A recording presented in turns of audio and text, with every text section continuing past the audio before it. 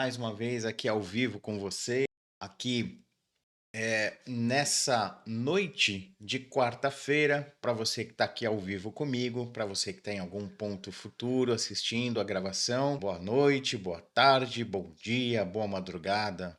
É sempre muito bom compartilhar esses momentos com você. Já de antemão, peço àqueles que não são inscritos no canal para que se inscreva, para que você já deixe o seu like aí para o algoritmo do YouTube entender que esse vídeo aqui é importante. Então já solta o dedo no like aí para a live ser recomendada pelo YouTube para mais e mais pessoas. No encontro de hoje eu pretendo falar de alguns assuntos que pipocaram, alguns deles lá na caixinha de perguntas do Instagram, e outros que eu acho pertinente tocar, né? Esse em específico é sobre uma ainda tendência de muitos canais espiritualistas, a maioria também com uma pegada um pouco mais espírita, de atrelar a presença de magos negros sobre a espiritosfera do nosso país, direcionando pensamentos políticos e por aí vai. Vou falar um pouquinho sobre isso, se isso é possível, se isso está ocorrendo, se não está ocorrendo, através, obviamente, da minha experiência pessoal, que não é a verdade absoluta, mas é um parâmetro que vocês podem utilizar aí para construir a sua própria eh, conclusão, né? Tirar suas próprias conclusões.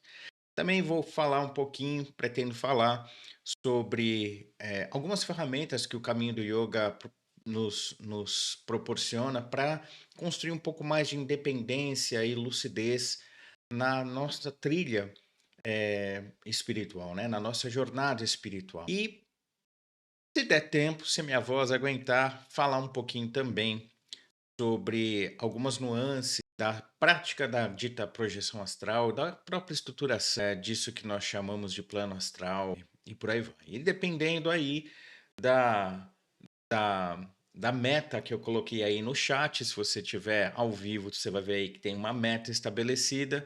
No final ainda farei uma prática meditativa, né? Uma meditação guiada, como o pessoal gosta de falar, com o canto de um mantra para vocês aí no final do nosso encontro.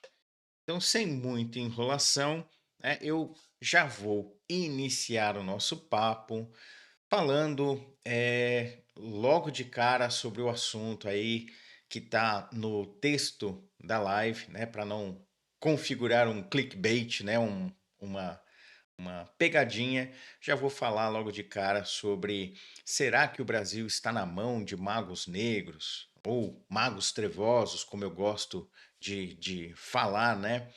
Então, eu usei essas duas terminologias porque elas são muito utilizadas no meio espiritualista, principalmente no contexto mais espírita. Então, bora lá. Então, o que que seriam esses magos trevosos? E assim, pessoal, já vou começando logo de cara, deixando bem claro a vocês que o fato de eu ou vocês falarem sobre esse tipo de assunto não abre portal, não faz uma conexão, não cria link, não pesa o ambiente, não é desse jeito que as coisas funcionam, tá? Se fosse assim, a gente tava ferrado, porque a gente faz link com várias coisas não tão legais ao longo do nosso dia, várias vezes, tá? Então, fiquem tranquilos, não é uma coisa que vai pesar, não é nada disso, tá? Então, bora lá. Dentro desse assunto, o que eu acho interessante é a gente abordar um pouquinho da perspectiva que os espiritualistas têm sobre uma certa hierarquização da experiência no dito plano astral. Primeiro, quando a gente fala de espiritualidade, né, de uma prática espiritual, a maioria das vezes as pessoas associam isso a um ambiente, ou como normalmente se fala, a um plano que está além do físico, por isso que se chama muitas vezes de plano extrafísico, né? Mas também não há, de maneira geral, um entendimento pela maioria dos espiritualistas de que esse dito plano extrafísico não configura imediatamente aquilo que nós chamamos de plano astral. Existe uma diferenciação. Normalmente, quando a gente fala de um plano extrafísico, a gente está falando da, da, do ambiente imediatamente seguinte a isso que nós chamamos de materialidade ou do plano físico. Então, vamos colocar da seguinte forma, de uma maneira mais hipotética aqui. Digamos que a gente desencarna. Se a gente desencarnar e ficar no mesmo ambiente em que a gente está acostumado a viver, né, que na materialidade física, na contraparte extrafísica ou espiritual, né, a gente não vai estar no dito plano astral, a gente vai estar no plano físico, na contraparte extrafísica. Beleza? Tudo bem? Então, o plano astral seria uma outra região, um outro ambiente cuja densidade de manifestação é menor do que o plano físico. Tudo bem? Então, de acordo com alguns espiritualistas, de acordo com alguns livros, né? E aí eu vou usar como referência o mapeamento que o Wagner Borges, espiritualista carioca, que hoje é radicado aqui em São Paulo já há décadas, ele está aqui, né? Aprendi muita coisa com ele lá no instituto dele. Ele, em algum momento da jornada dele, das suas jornadas de saída do corpo, né? Ou projeção astral, experiência fora do corpo, como vocês quiserem chamar, ele, junto com uma outra pessoa que eu admiro bastante, que é uma consciência, né, uma pessoa desencarnada, a gente chamaria de um espírito, chamado Ramatiz, eles fizeram uma espécie de mapeamento das densidades que compõem isso que nós chamamos de plano astral. Tá? Então, para facilitar, é que eu vou falar nível de densidade 0 como sendo o plano físico, o nível de densidade 1 como sendo aquilo que a gente chamaria de plano astral mais denso, e algumas pessoas vão chamar de umbral. Nível de densidade 2, a gente aí está falando de lugares onde tem as cidades astrais como o nosso lar, né, e outras que têm a mesma característica.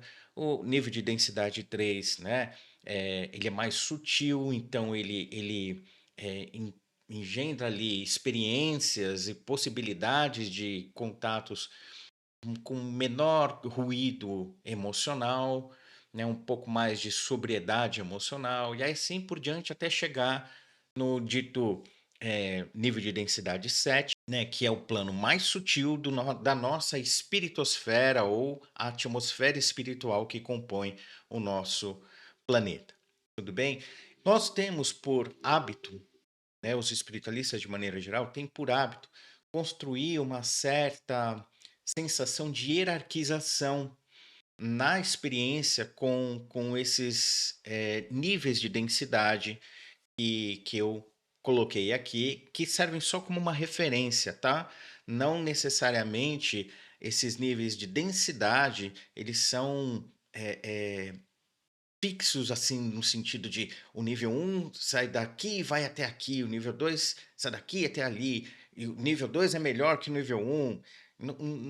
Em termos de prática e experiência espiritual, não existe muito essa questão de o mais denso ser pior do que o mais sutil, nem tampouco o mais sutil ser melhor que o mais denso.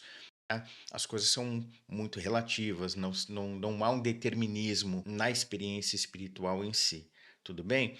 Então, é natural que a gente, por conta das nossas limitações e por conta dos nossos hábitos enquanto consciências aqui encarnadas, a gente associar ou projetar, sobrepor determinada sensação hierárquica a essa tal experiência espiritual. Tudo bem? Por que que isso não é adequado, apesar disso acontecer? Porque isso não, essa estruturação hierárquica, ela não necessariamente mostra a realidade das experiências em si. Muitas vezes a gente pode estar no nível de densidade desse dito plano extrafísico, tá? Ou lá no plano astral propriamente dito, a gente pode estar no que a gente chama de plano astral mais denso ou nível 1, e ter a oportunidade de compreensão, de construção de sabedoria, que muitas vezes a gente não teria se a gente tivesse num plano astral mais sutil, tá? No nível 4, no nível 5, que está no nível 7, tá? Então, esse determinismo que a gente carrega, ele não necessariamente é real na experiência concreta dentro dessas expressões de densidade espiritual que a gente experimenta no dito plano astral, tudo bem? Então, digamos assim, que o plano físico, né, recapitulando aqui, plano físico, zero, ele seria o plano zero, ok? O plano extrafísico seria 0,5 ou meio. Quando a gente fala já de um outro ambiente mais sutil de fato, a gente está falando aí do plano astral. Aí seria o plano astral mais denso, seria o nível 1, tá? De 1 a 7 ele seria o mais denso, o nível 1. E aí é onde está aquilo que o pessoal chama de umbral, ou plano astral mais denso, ou dependendo da sua escola espiritualista aí, pode até chamar de inferno, tá? Mas é só para vocês terem uma referência aí. Esses ditos magos negros, ou magos trevosos, como eu gosto de chamar, ou, sei lá, chefes de falange, dragões, o nome que vocês quiserem associar a essas pessoas que, experimentando a condição desse plano astral mais denso, recebem, tá? Esses caras, homens e mulheres aí, eles ou elas não necessariamente têm uma feição deformada, não necessariamente têm uma feição horrorosa, monstruosa, e que leva a gente a percebê-los como seres decrépitos ou qualquer outra coisa. Não necessariamente. É possível? É possível. É o mais comum? Não, não é o mais comum. O mais comum é a percepção de alguém que tenha as mesmas feições humanoides de uma pessoa comum, tá? Então, seja um homem ou uma mulher, não vai ter nenhuma coisa, muitas vezes, que você possa olhar e falar assim: aquilo ali é um mago trevoso, é um dragão, ou qualquer outra coisa. Muitas vezes a gente não tem essa percepção externa não é algo que possa denunciar um dragão, um mago trevoso ou chefe de falange, o nome que vocês quiserem dar. O que vai, entre aspas, denunciar essas pessoas é a maneira como eles relacionam com o contexto em que eles estão inseridos e como as pessoas que populam aquele contexto também se relacionam com eles, ou seja, é uma relação de poder que se estabelece ali, tá? Esses ambientes onde esses caras, homens e mulheres aí vivem, é um ambiente degradado? Não necessariamente. Ah, então quer dizer que eu vou estar ali no fundo de uma caverna e, e aí esse é o ambiente. Não. Às vezes você pode estar num ambiente que externamente é muito organizado, né? Assim, esteticamente ele não é desagradável, mas pode ser um local ou um ambiente onde essas consciências, esses homens ou mulheres e o seu grupo podem estar reunidos. O que eu quero dizer? Que existe aí, no imaginário do espiritualista de maneira geral, a ideia de que tudo aquilo que é muito ruim é degradado, é uma coisa que denota aí uma coisa meio que quase que uma boca do lixo, sabe? Ambiente muito ruim, esteticamente falando, com podridão, qualquer outra coisa assim. Não necessariamente. Existem esses ambientes, mas eles não são a regra, tá? Não é assim que muitas vezes funciona. A contraparte mais densa disso que nós estamos chamando aí de plano astral, o dito umbral, né, não é muito diferente na sua constituição e aparência da grande maioria das cidades ou da estruturação de cidades que a gente experimenta aqui no plano físico. Tá? Então é que um imaginário que se criou aí de que esse plano astral mais denso é, sei lá, ravina, de uma montanha, né, precipícios ou lugares que mais remetem às alegorias ali do inferno de Dante do que outra coisa.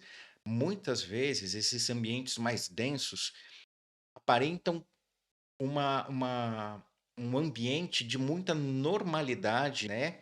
Porque se assemelham muito à nossa própria materialidade física. Vão ter os mesmos tipos de construção, vão ter parques, vão ter praças, né? A diferença que a gente pode dizer que, assim, que denota que não é um ambiente muito mais sutil, é que as relações emocionais, os impactos das relações emocionais, eh, as trocas que as pessoas que estão naquele ambiente executam em termos emocionais, muitas vezes, tá? Não são muito diferentes daquilo que a gente observa aqui, mas tem uma intensidade e e um vigor mais intenso, maior, tá? Então, uma raiva é uma raiva mais contundente, uma tristeza é uma tristeza mais contundente.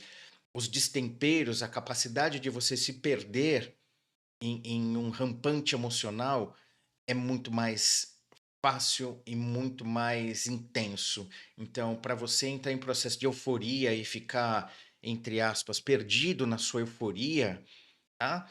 É muito mais rápido. E essa euforia te levar a estados de desconexão com a percepção daquilo que você realmente é, ou seja, você entrar em devaneios, tá? É muito mais fácil disso ocorrer nesses ambientes mais densos.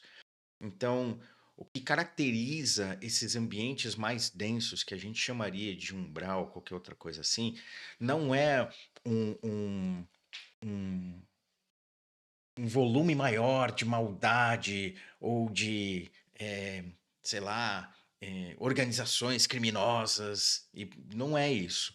É, na sua grande maioria, essa nossa maior capacidade, possibilidade, para ser mais correto, possibilidade de se perder nos desarranjos emocionais. A gente entra em processos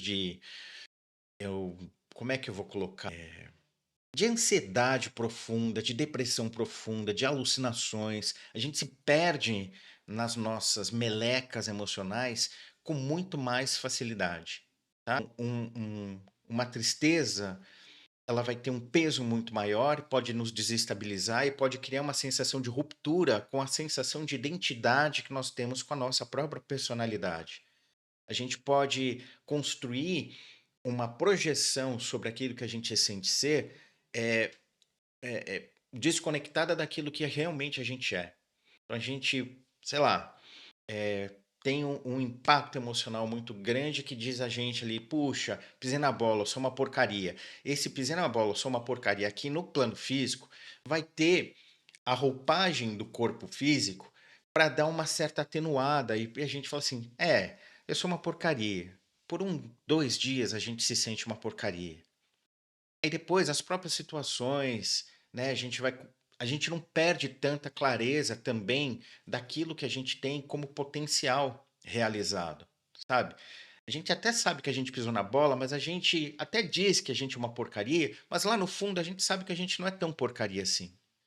Tá? Então, na materialidade, a gente consegue, né, excetuando os casos de patologia mesmo, de doença, como a depressão e tal, a gente consegue perceber uma certa estruturação mais estável daquilo que a gente chama de identificação com personalidade, com o corpo, com a sensação da individualidade. Quando a gente experimenta um pulso emocional muito forte no plano astral mais denso, a possibilidade da gente se desconectar, de deixar como uma névoa muito forte a percepção dessa sensação de individualidade é muito grande. Então a gente tem uma possibilidade de entrar num viés quase que alucinatório, de uma forma muito maior quando a gente está nesse plano astral mais denso.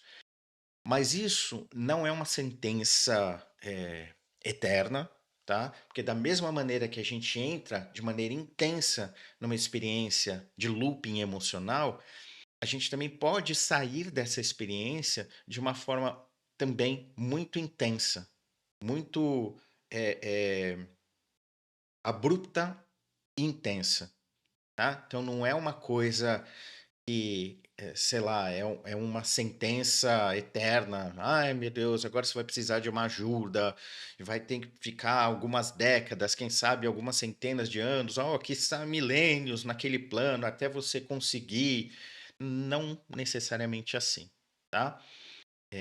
Como eu disse, em termos de experiência espiritual, ou seja, da manifestação disso que nós chamamos de consciência, as relações que se desenvolvem, elas são de infinitas possibilidades. Não existe como a gente colocar uma regra, vai ser sempre assim.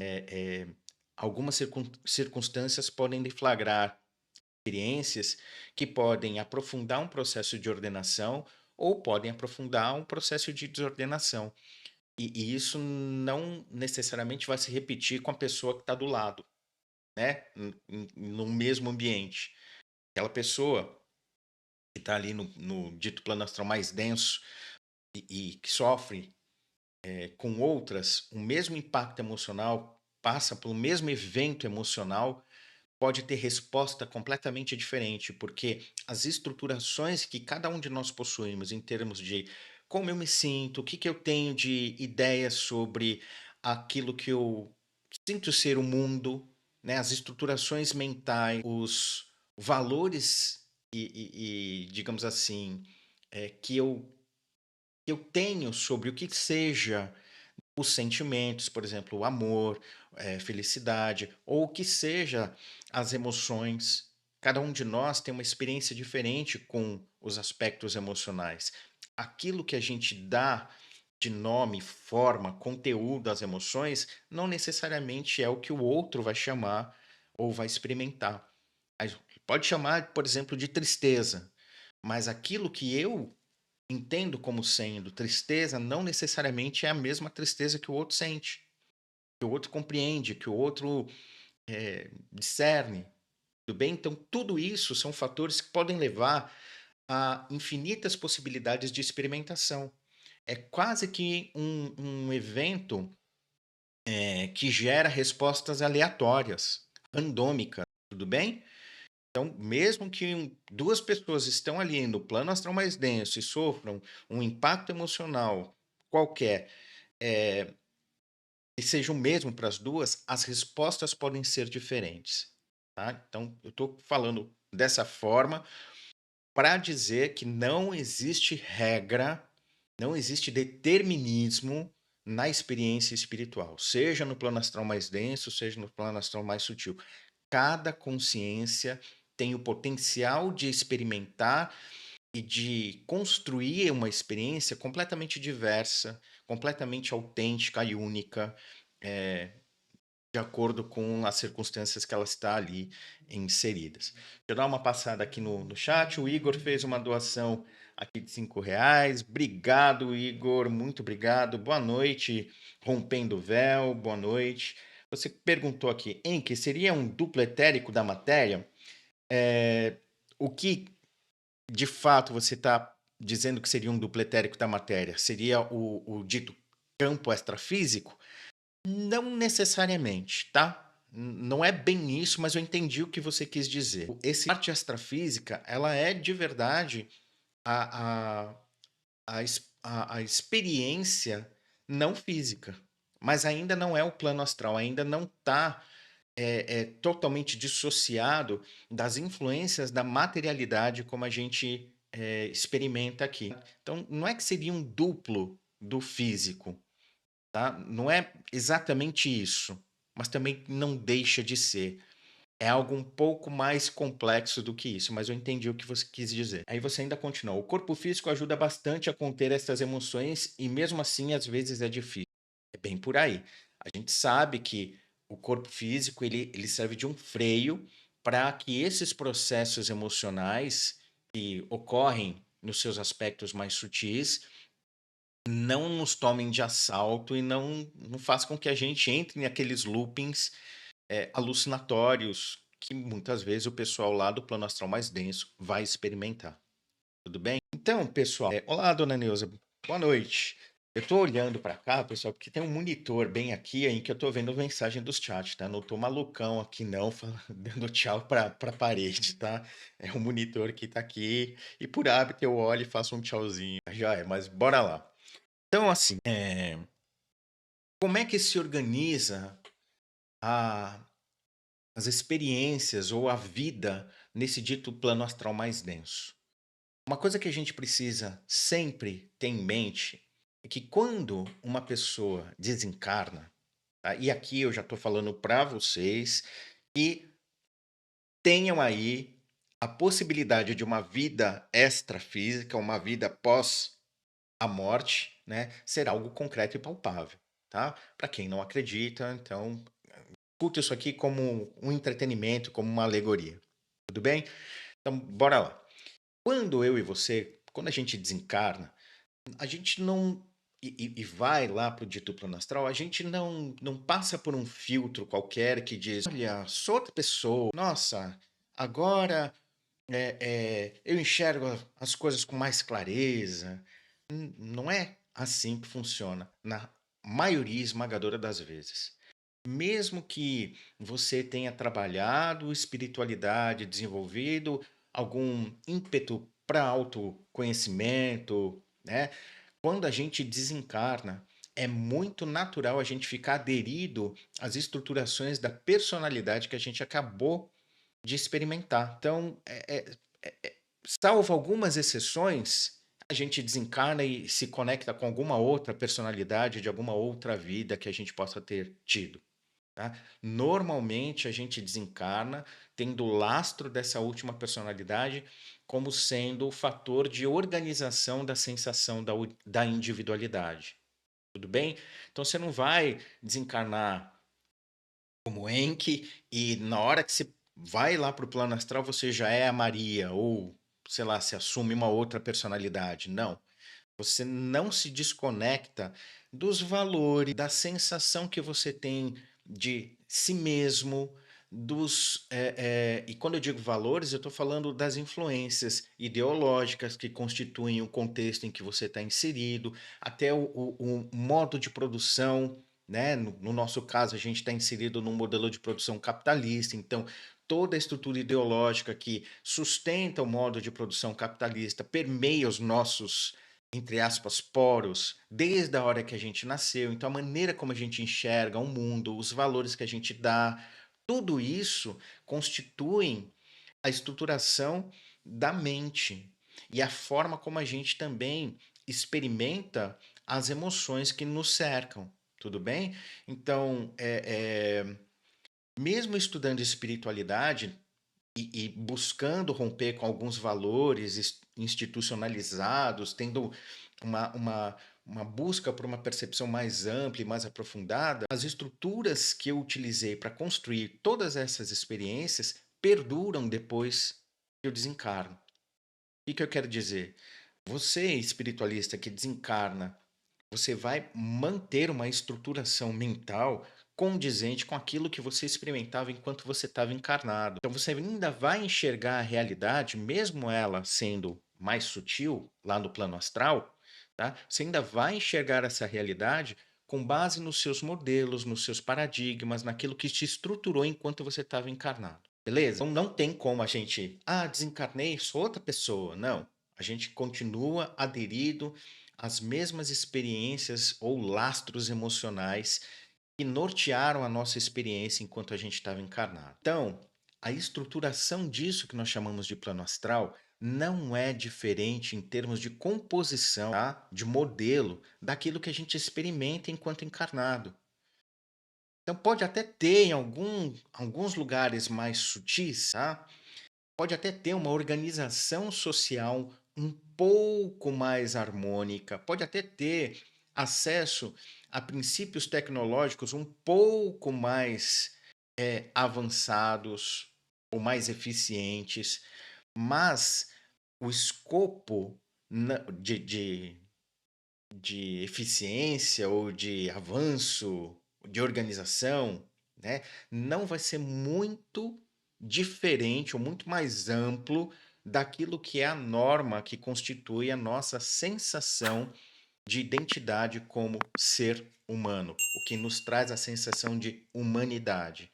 Então, mesmo que o plano astral seja mais sutil, as estruturas que a gente utiliza para construir essa experiência mais sutil, mais ordenadora, parte de um princípio, parte de um modelo de estruturação emocional, que está enraizado na forma como a gente constitui a ideia de realidade. Bem, então, mesmo em lugares mais sutis do plano astral, a gente ainda utiliza o parâmetro da materialidade para construir a experiência disso que a gente está chamando de espiritualidade.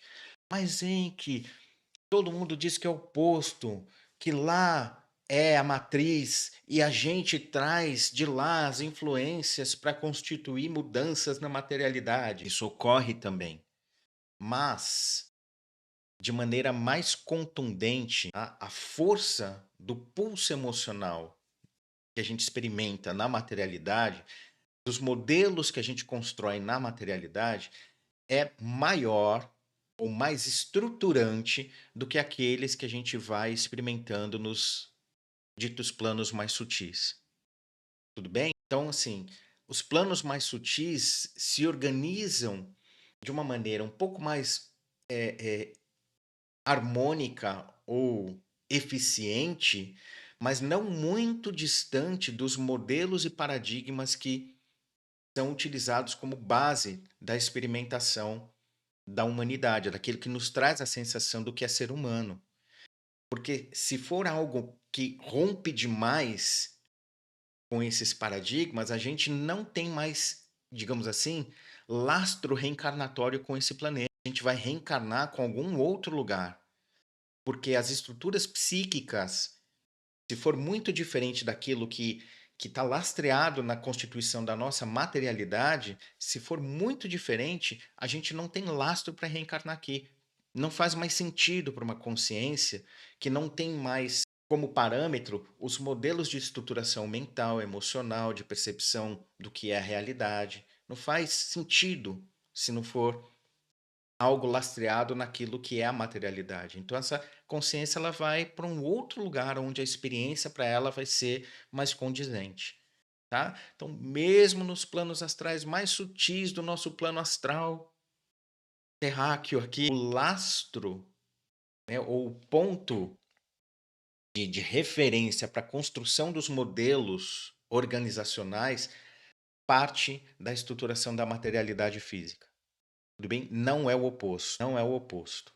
Não vem do plano mais sutil, a organização mais sutil, e isso vem densificando até chegar na materialidade. É exatamente o oposto. Vem da materialidade para lá. Faz sentido isso que eu estou colocando para vocês? O que vocês acham? Deixa aí no, nos comentários, por favor. Ah, vi aqui, ó, apareceu o chat de vocês aqui na minha frente. Não vou ficar mais olhando para o lado que nem um malucão aqui. Então, com tudo isso, aonde eu quero chegar? Nos planos astrais mais densos, o dito plano astral grosseiro, umbral, a maneira como a gente vai estruturando as relações ainda é muito similar, muito análoga àquilo que a gente experimenta na condição da materialidade.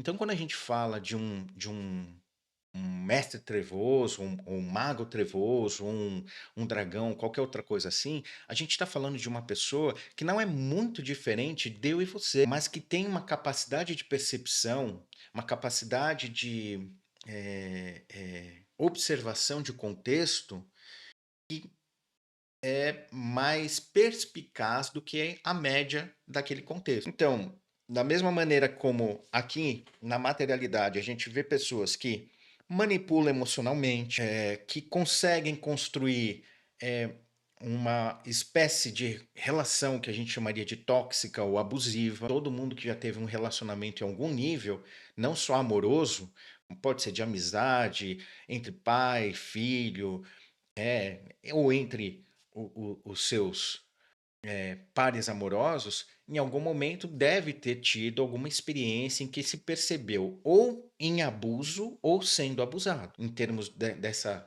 coisa que a gente chama de relacionamento tóxico. Então, da mesma maneira como essas nuances das relações vão se estabelecendo aqui, em que muitas vezes a expressão de um sentimento ela não está ancorada num carinho real, num amor real, num acolhimento real, mas talvez numa disputa de poder, numa ideia de subjugação. Se ocorre isso na materialidade, existem pessoas que continuam a verter esse tipo de relação no dito extrafísico ou no plano astral. Então, se aqui pessoas que têm um pouco mais de carisma e conseguem conduzir grupos, conseguem direcionar pensamentos, conseguem criar estruturas e modelos de ação. Existe?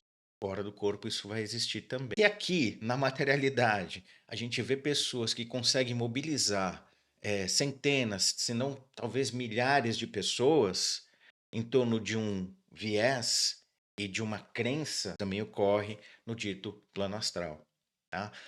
Agora, a forma como esses entes lá no plano astral se organizam para atuar sobre a materialidade não necessariamente é como os ditos espiritualistas, né, de maneira geral, que falam sobre assédio, obsessão, ataques espirituais, não necessariamente é como essa turma propaga. Normalmente a ideia que a gente tem um grupo de espíritos que estão reunindo lá, fazendo vamos atacar tal pessoa, vamos destruir tal grupo, ou vamos manipular, né? E aí eles ficam lá do lado da pessoa no ouvido, dizendo: compre batom, né?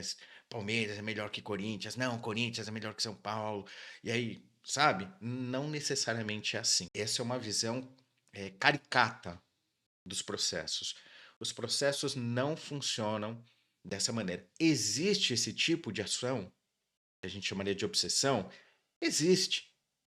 Mas isso aí é algo que vai gerar, ou que está relacionado muito mais a um princípio de relação mais pessoal do que a gente está falando aí de um magro trevoso. Isso aí é a pessoa que tem uma rixa com você por algum motivo, tá? Ou cria uma relação de dependência emocional com você por algum motivo, ou com o ambiente em que você está. Não necessariamente é algo que é a norma, ocorre, mas a maioria das vezes esses processos que a gente vai chamar tédio e obsessão, eles ocorrem por um viés não muito diferente da forma como a gente já sofre um tipo de assédio e, entre aspas, obsessão na materialidade, que é através de processos ideológicos, processos que levam à percepção de uma alienação, ou a experiência, não a percepção, né? Mas a experiência de uma alienação. Porque quando você percebe o processo de alienação que você está vivendo, você já não é tão alienado assim. Então, não necessariamente uma percepção, mas a experiência de um processo de alienação. O que eu quero dizer com isso? Toda estrutura que desencadeia, né, uma relação hierárquica de poder, para ela se sustentar, ela precisa fazer com que aqueles que estão subjugados não percebam que estão subjugados. Ela precisa, de alguma maneira, criar no ambiente, vou colocar dessa forma mesmo, no ambiente social, uma ilusão que desconecta as pessoas, tá? Da percepção do que de fato está acontecendo. E isso se faz através de instrumentação ideológica. Então, na contraparte energética e espiritual, os mecanismos são mesmo, funcionam da mesma maneira. Tá? Então, são conjunto de crenças, conjunto de valores, conjunto de formas de agir, de estruturação de realidade. que vão sendo propagados e isso vai gerando uma espécie de senso comum. E aí essas pessoas, ao se deleitarem com essa experiência rasa que o senso comum produz, elas desarticulam o seu próprio senso crítico. Elas acabam se tornando manipuláveis, tudo bem? Isso ocorre tanto na estruturação da nossa sociedade aqui na matéria falando, tá? Quanto na atuação dos ditos magos trevosos aí, tá? Nos processos de assédio. Não é, como eu disse, é caricata, tá? A ideia de que tem um grupo com um cara sentado, muitas vezes, num trono e falando: vamos acabar com isso, com aquilo, vamos assediar o presidente X ou Y. Na maioria das vezes, é um processo que ocorre como um interfluxo. O que eu quero dizer com isso? Aquela pessoa que aqui embaixo está com um viés de percepção de realidade que já é atrapalhado, ela gera aquelas estruturações ideológicas, aqueles valores, aquelas crenças, ela já gera isso como uma forma de, de propagação, né? Que vai, entre aspas, contaminando o contexto em que ela está. Se ela tiver poder econômico, ela também tem poder político, tudo bem? Vocês entendem onde eu quero chegar? Quando você tem um poder econômico, você também tem um poder político. Vamos lembrar aqui que quando eu falo poder político, eu não estou falando de um partido político, de você estar em Brasília, de você ser um vereador. Não estou falando isso. O dono de uma empresa é o cara que vai deter um. Pode ser uma padaria, tá? Pode ser uma padaria, pode ser a papelaria da esquina. Ele, dentro daquele contexto, ele tem um poder econômico. E dentro das relações que ocorrem dentro daquele contexto, com seus funcionários, né, até com algum fornecedor, existe também uma disputa política. Existem não só as regras do bom conviver que vão ser estabelecidas, deveriam ser estabelecidas pelo bom senso, mas existe já uma uma suposição de que a pessoa que detém o poder econômico, ou seja, o dono ou o chefe, é mais importante. Eu tenho que ser um pouco mais subserviente. Eu não posso falar de tal forma, eu não posso reclamar de tal maneira, eu tenho que ser comedido. Vocês entendem? Existe por mais que não seja dito, mas existe um subentendimento de uma diferença de força, tudo bem? Então, quando eu falo da relação política, eu não estou falando de partido político, de se é de esquerda ou de direita, eu estou falando da maneira como a gente engendra as relações humanas. Então, aqui, na materialidade, o capital é a grana, digamos assim. Quando a gente está fora do corpo, o capital não é necessariamente grana, não é necessariamente manipulação energética. Às vezes, o capital, boa parte das vezes, o capital, ele é nome, é, digamos assim, uma espécie de herança que não é monetária ou financeira, porque você está fora do corpo, você está desencarnado.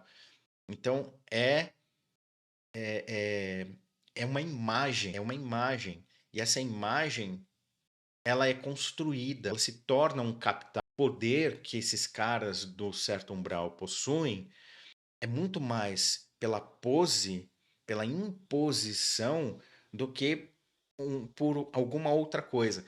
Alguns vão ter um pouco, sim, de maior experiência na manipulação energética e tal, mas isso não é muitas vezes o que é preponderante. As relações de subjugação emocional, de conchavos políticos, vamos dizer assim. Lembra aqui, não estou falando de partido político, não. Estou falando de como se estrutura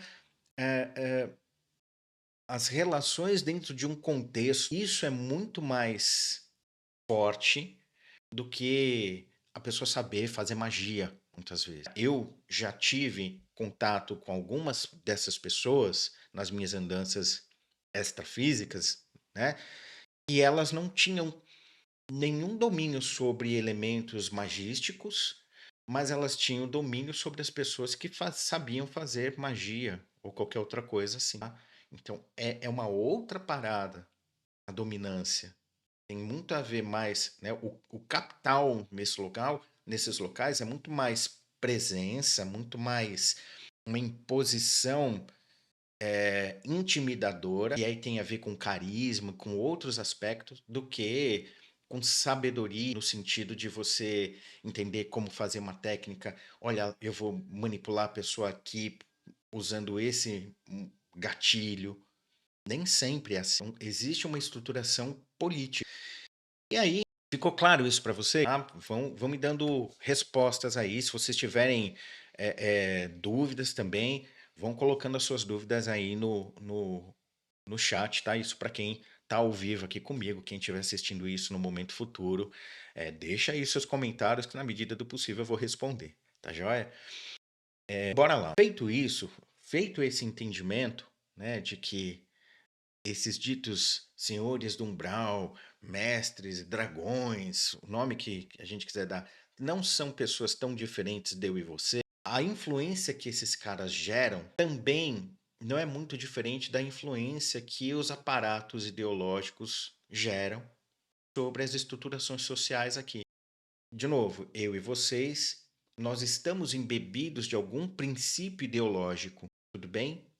Não importa agora a gente falar se é esse ou aquele princípio. O que é muito factual é que não há discurso, né, não há discurso que não tenha uma base ideológica, tá? Mesmo que você nem pense nisso, só por eu e você, só por nós termos nascido num ambiente que é permeado por uma ideologia, tá? Que a gente chama hoje de neoliberal, capitalista, tá? E aqui eu não estou fazendo crítica, não, eu só estou apontando um fato. Só por a gente ter nascido num contexto como esse, essa ideologia, que é a ideologia da classe dominante, de quem tem o poder econômico, nesse caso de grana, e também tem o poder político, aí sim nas estruturações da sociedade em si, a gente já está embebido por essa ideologia. A gente já sai de fábrica, digamos assim, embebido com essa ideologia. Então a gente já nasce com um pulso de competição, de individualidade, né, de separatividade, de observar o outro com um pouco de. Ainda mais as gerações mais recentes, tá? Assim, sei lá, dos anos 2000 para cá. Essa ideia de mérito, de produtividade, de que temos que fazer por valer e que, né, isso permeia, tá, a forma como as pessoas foram construindo a ideia da realidade, do que é a realidade. E isso permeia, transpassa todos os caminhos da nossa experiência, inclusive o espiritual. Então não é raro, comum você ver dentro da abordagem espiritualista a ideia do temos que ter o esforço para conquistar, temos que fazer a prática XYZ, vamos fazer o ritual, tá? Essa ideia ou esse resquício, esses respingos dessa ideologia que a gente chamaria de neoliberal, por mais maluco que possa parecer o que eu estou falando, isso permeia a maneira como a gente constrói a nossa relação com a espiritualidade. Então você vai ver muitos grupos falando que você tem que fazer por onde, você tem que fazer por merecer, porque quando você estiver pronto, você vai encontrar o mestre XYZ, porque você vai ser resgatado pela nave não sei aonde, vai fazer parte do grupo seleto. E para fazer parte do grupo seleto, você tem que adotar determinadas formas, ou você tem que se isolar de determinadas experiências. Certas coisas vão ser virtudes, e os outros é que não entendem, os outros é que estão fora da vibração. Tudo isso, tá? Tirando o véu místico e esotérico, não deixa de ser um reflexo da pressão ideológica que a gente está embebido, que permeia o nosso contexto, que é essa forma de percepção da realidade que o pessoal chama de neoliberal, tá? De novo, não estou aqui querendo falar que o capitalismo é isso ou aquilo, estou dizendo só um fato. A gente é embebido de processos ideológicos. tá? Nesse sentido. E a gente muitas vezes não percebe, porque, como eu disse, um aparato ideológico, quando ele está funcionando, para se sustentar, ele gera também um pulso alienante. Para a gente ficar dentro de um aparato ideológico, a gente tem que se sentir longe da construção de um senso crítico, porque quando o senso crítico ele começa a aflorar, a gente começa a perceber as contradições do próprio modelo em que a gente está inserido. E questionando essas contradições, a gente gera a possibilidade de ruptura com o aparato ideológico. De uma forma simplista falando, sem querer me alongar muito, a jornada espiritual, de uma forma mais profunda ou mais autêntica, tem esse propósito de fazer com que a gente gradualmente perceba as nossas próprias contradições e, ao se confrontar nessas contradições, comece a perceber as estruturações ideológicas que estão aí formatando uma ideia de mundo, uma ideia de realidade que não necessariamente é a realidade em si. Tudo bem? Então, eu estou colocando de uma forma muito concreta e muito prática para a gente no nosso dia a dia. Não viajem, ou viajem, se quiserem, na ideia de, isso é sair da Matrix, é romper com o sistema. Não, é uma coisa muito simples, tá? Porque alguns outros processos subideológicos também são experimentados e vivenciados por nós, seja no aspecto do ambiente de trabalho, a cultura da empresa, a estruturação social, as formas como a gente experimenta, social não, familiar, né? A forma como a gente experimenta os princípios ou processos religiosos. Como eu disse, alguns grupos ditos espiritualistas e não religiosos, sem perceber, se estruturam em torno de ações que são religiosas. Tá? Não percebem, mas acabam gerando estruturações religiosas. Deixa eu dar uma olhada aqui no chat, né? O Rompendo o Véu colocou.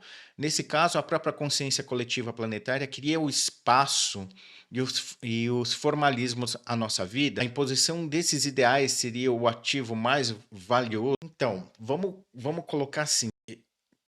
Consciência coletiva, eu não sei se é o melhor termo, mas eu posso dizer que eu entendo essa consciência coletiva que você colocou como um produto da expressão do, digamos assim, senso comum que permeia a experiência social. Tá?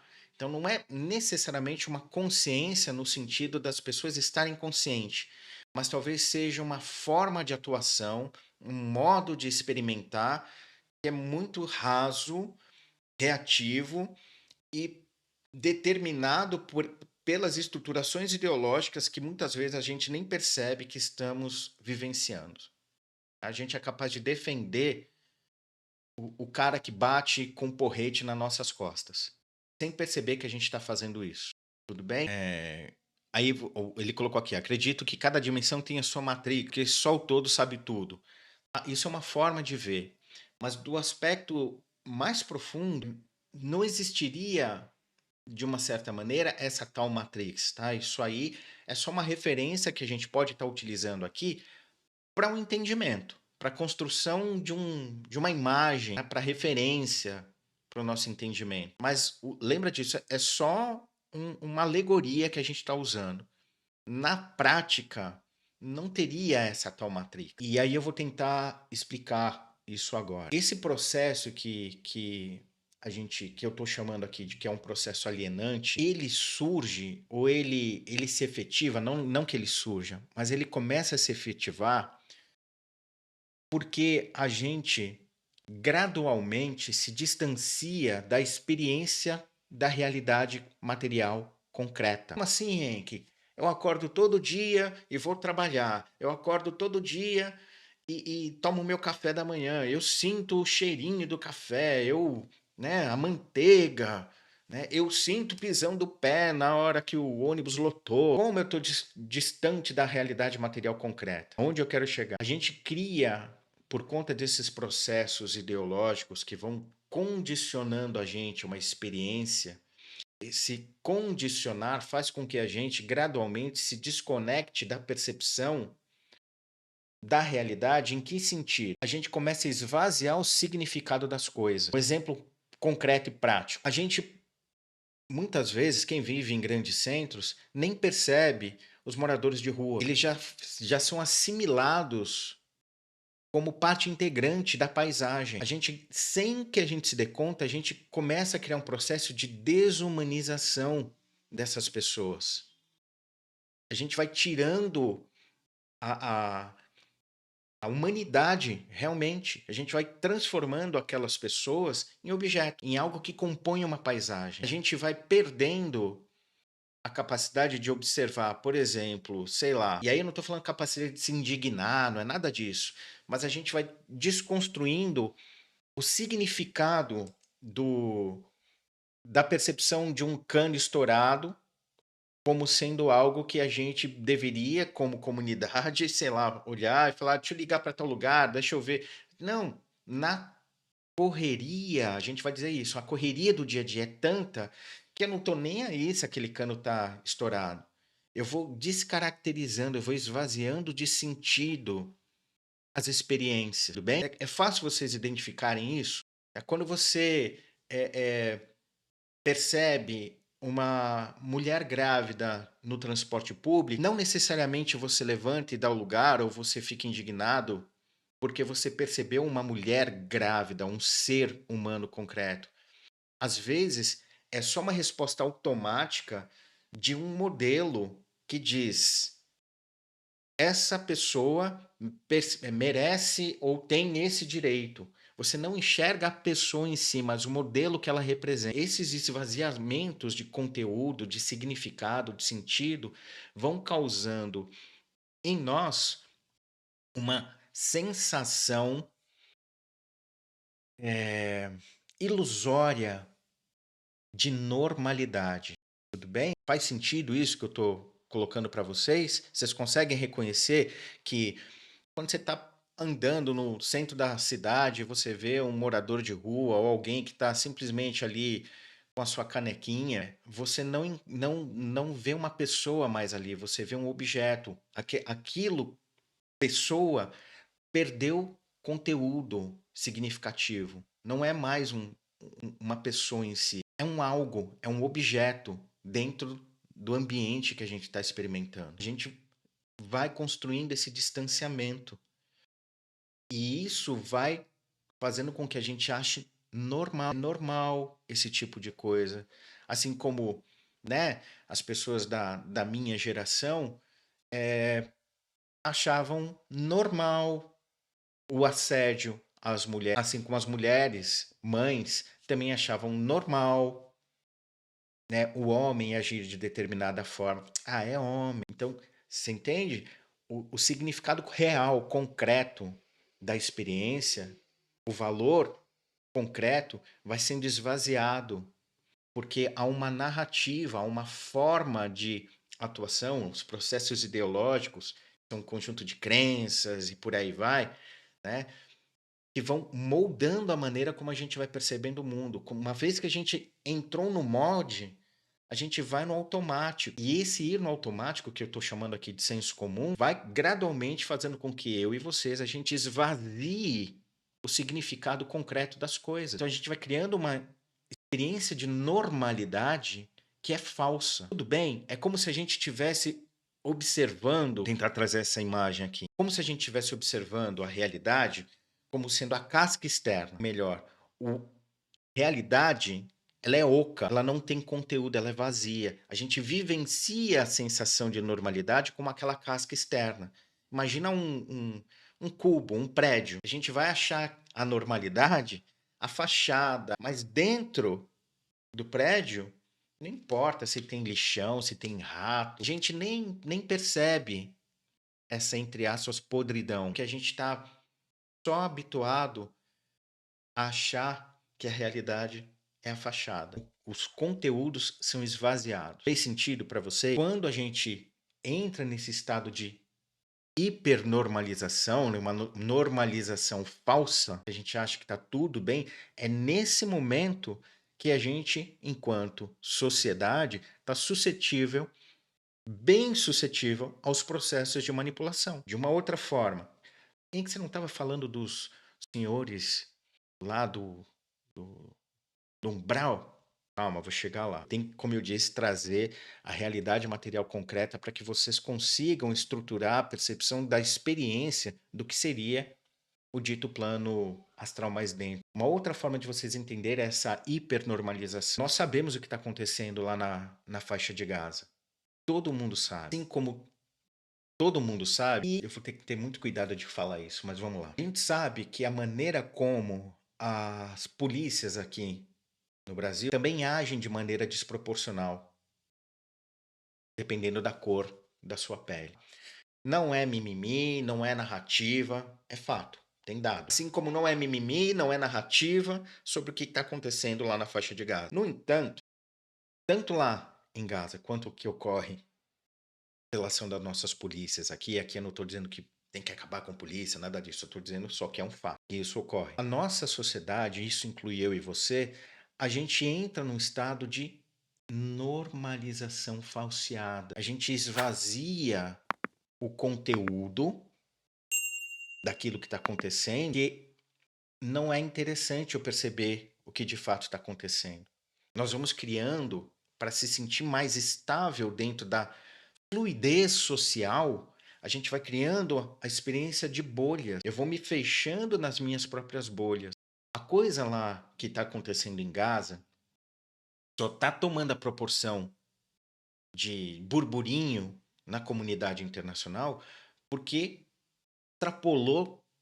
Não tem como não ver. É isso. A coisa está assim, escancarada. Não tem como mais sustentar a narrativa de que é um exagero, é a mídia que está inventando números. Não, isso não está acontecendo. Vocês entendem onde eu quero chegar? Lá em Gaza, não tem mais como a gente criar, pelo menos boa parte das pessoas estão vendo que não tem mais como criar um mecanismo de hipernormalização. Mas se você for dentro de certos grupos da sociedade lá em Israel, o processo está hipernormalizado. É como se nada tivesse acontecendo, ou o que está acontecendo. Ah, não, vocês estão exagerando. Ah, não.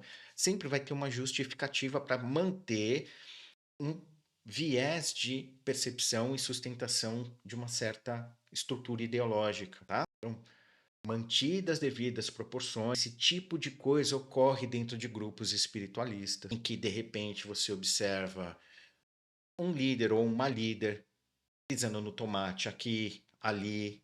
Aí você fala, não, mas veja bem. Aí a gente começa a esvaziar o discurso, esvaziar a experiência. E aí a espiritualidade só é entretenimento. Tudo bem? Conseguiram sacar isso que eu coloquei? As pessoas continuam indo no grupo espiritualista, elas vão lá, fazem os seus rituais, põem a aguinha, a luz azul, a roupa branca, mas é a casca.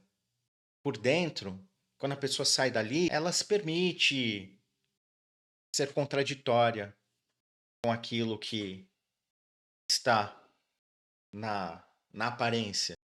Se bobear, e aí, ó, não é julgamento. Quem participa de grupo espiritualista aí pode negar ou confirmar o que eu estou falando. Terminou a reunião, 2, 3 pessoas começam a falar mal de um ou de outro. Vocês entendem aonde eu quero chegar? E esse falar mal, muitas vezes, não é porque as pessoas são sacanas. É porque existe uma falta de realização do objeto concreto que é chamado espiritualidade. E do que é valor espiritual ou os preceitos, não é mais preponderante realizar. Só o aparentar se tornou o importante. Então começa a haver um distanciamento, né, um vazio, tá, entre aquilo que é o valor concreto e a experiência de fato. Então, quando isso começa a ocorrer, esse tipo de situação se estabelece, né, das pessoas estarem lá, né, falando, vamos fazer, e fazem um trabalho, entre aspas, espiritual primoroso. Quando fecham-se as cortinas, começa a surgir determinadas coisas.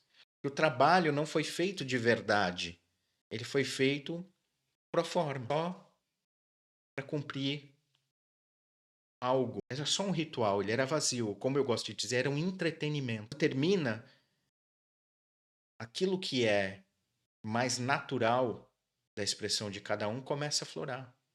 Um fala mal aqui, o outro fala mal ali, de um aspecto, de outro aspecto. Tem posturas estranhas aqui e acolá, ou o próprio dirigente ou dirigente, o homem ou a mulher, começam a usar de elementos hierárquicos para afirmar determinada força e poder. Não, mas eu percebi. Então, toda aquela dinâmica, entre aspas, espiritual, era só uma fachada, porque o núcleo da coisa em si não possui a realização de fato. Não é a expressão de uma realização espiritual. É só qualquer outra coisa, menos uma realização espiritual. Havendo esses distanciamentos ou essas lacunas que surgem aquela experiência que eu coloquei da gente gradualmente precisar construir bolhas, notadamente, né, as bolhas pessoais, em que a gente vai consumir só aquilo que reforça a nossa sensação. A gente vai ficar cada vez menos predisposto ao contraditório. Estão sacando? E no momento em que eu e vocês a gente fica menos predisposto ao contraditório, porque a gente só vai consumir aquilo que fortalece a nossa bolha, é o momento em que a gente está mais suscetível às manipulações. É o momento em que a gente está mais que nem, sei lá, um coelhinho correndo atrás de uma cenoura amarrada, tudo bem? Então, essa estruturação que a gente vivencia no físico se transporta para o lado extrafísico. Então, não é uma coisa de o cara que viveu na Grécia, sei lá, no Egito Antigo, que mexeu com magia e que agora. Não, não necessariamente. São só reflexos das dinâmicas que a gente já experimenta dentro do corpo, dentro da materialidade. E que lá ganham um impacto ou uma estruturação emocional mais, entre aspas, viva, ela é mais contundente. Então, por ser mais contundente, ela gera uma possibilidade de ressonância com aquilo que está na materialidade maior. Gera uma possibilidade. Não quer dizer que essa influência ou ressonância possa ser captada. Tudo bem? Tá fazendo sentido aí para você? Então, me digam aí se tá fazendo sentido, tá, pessoal? Então, bora lá. Sabe por que que não necessariamente a ressonância daquilo que é propagado no dito plano astral mais denso repercute aqui? Porque cada um de nós aqui está muito focado na percepção da sua própria bolha. A gente pode, não que a gente pode em significar essa reverberação e dar contornos muito pessoais. A gente pode inclusive negar essas repercussões. De que forma? Aquilo que vem do dito da estruturação do plano astral tem uma característica muito peculiar, por mais que seja estruturada em valores, ou vamos colocar dessa forma, tá? Em um tipo de energia que é semelhante, na hora que isso chega para a estruturação, a experiência daquilo que a gente experimenta na materialidade, isso sofre um impacto da própria densidade do meio, densidade do plano material. Isso modifica a mensagem, digamos assim.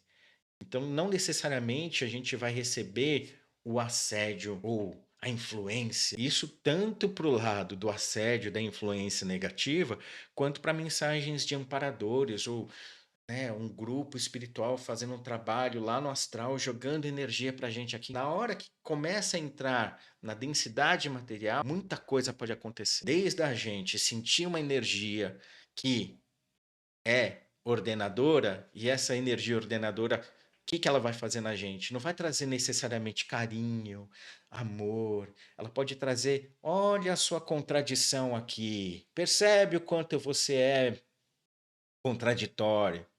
Olha o seu rabo sujo aqui. O cara Ou a moça lá no astral tá jogando muito carinho, muito amor. Isso chega aqui na gente não necessariamente como amor e carinho. Pode chegar aqui na gente como perceba aquilo que está atrapalhando o seu processo. Dá uma olhada nisso, vamos encarar o seu processo. Aí o que que a gente faz? Sendo assédio. Nossa, estou sendo atacado. Porque eu comecei a perceber uma contradição.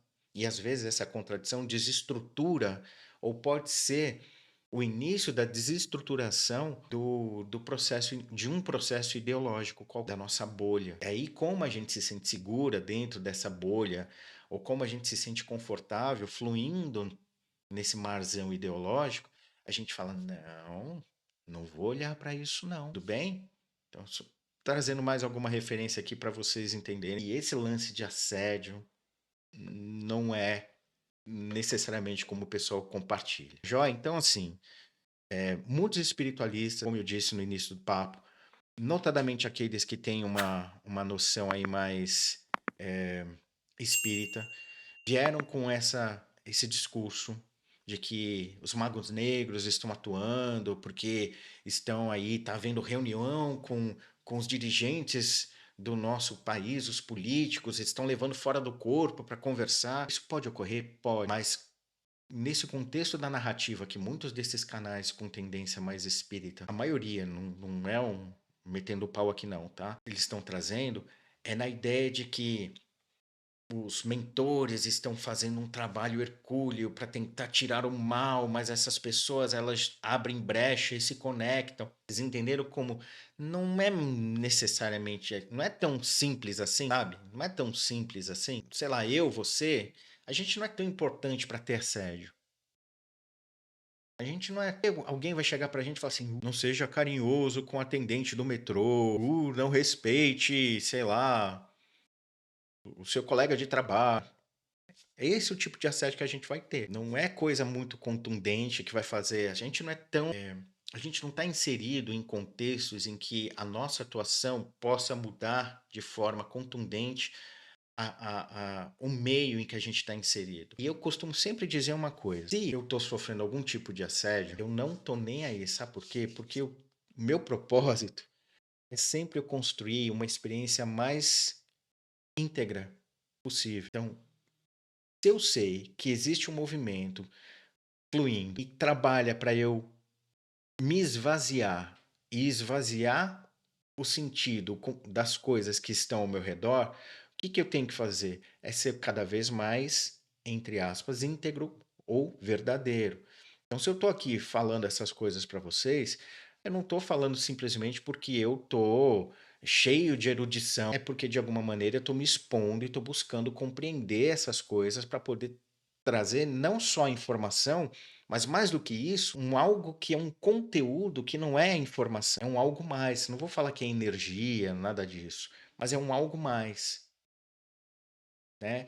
Então, quanto mais eu busco ser de verdade íntegro na minha experiência, de duas uma, ou o cara que tá, ou a moça que tá aí tentando me, me assediar, ou ele desiste, vai atrás de alguém que é mais fácil, suscetível, ou ele vai olhar para mim, e aqui sem presunção nenhuma, tá? Mas ele pode olhar para mim e falar assim: caramba, com todas as dificuldades, essa pessoa está conseguindo se sair male male bem, né?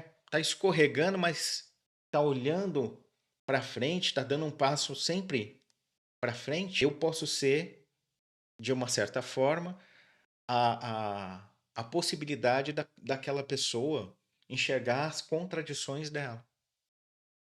Então, para finalizar o nosso encontro aqui, não se preocupem muito bem ou muito mal com assédios, com essas coisas. Se preocupem em não se sentirem nesse viés de esvaziamento das coisas, nos processos que muitas vezes a gente desumaniza não só aos outros, mas a nós mesmos, que dentro das estruturas que a gente está vivenciando hoje, nós somos vistos como produtos, tá? Em termos de aparato de estruturação social, na prática, nós não somos vistos como pessoas, nós somos vistos como produtos ou consumidores, tá? Então, ou a gente consome um ao outro, literalmente, ou nós somos consumidos por algo ou alguém chamado mercado. Tá? Nós somos produtos, a gente também está se desumanizando. Então a gente tem que ficar mais atento a esses processos de construir mais ligação com a nossa própria humanidade. E aí, sem aprofundar, tá? Porque já são mais de 1h30, acho que agora vai dar 1h30 por aí, desse papo, que era para ser mais curto. Na tradição do yoga, nós temos os chakras, e acho que muitos de vocês já devem ter ouvido falar aí do chakra básico, que muitas vezes os espiritualistas falam que é da materialidade, é da grana. Para o yogi, que são os caras que desenvolveram esse conceito dos chakras, o chakra básico é visto como aquele que é a base, por isso que ele é chamado de básico. Ele é a base no sentido de ser o fundamento, aquilo que vai dar, é, como na construção de uma casa, né, os alicerces. Se o fundamento, se a base não tiver muito boa, a casa cai. Com o tempo a casa cai. Então o chakra básico, ele é o que vai representar, quando ordenado, nada de relação material, de grana, de desejo ou sexualidade. Ele vai representar o quê? Tomei posse da minha humanidade. Eu sou de fato humano, não sou mais um bichinho me deixando levar pelas circunstancialidades. Eu tenho capacidade de discernir, de ponderar. Então, a partir de uma humanidade estabelecida, uma sensação concreta de humanidade estabelecida, eu vou construir uma experiência dita espiritual. É outra pegada dos yogis. Não tem nada a ver com materialidade, com grana, com sobrevivência. Essa é a leitura que os ocidentais fizeram. No sentido concreto, para os yogis, chakra básico é: tomei posse da minha humanidade. Agora eu sou humano. Não sou mais, digamos assim, um bichinho agindo por instinto e pelas pressões que o contexto me traz, pelas circunstancialidades.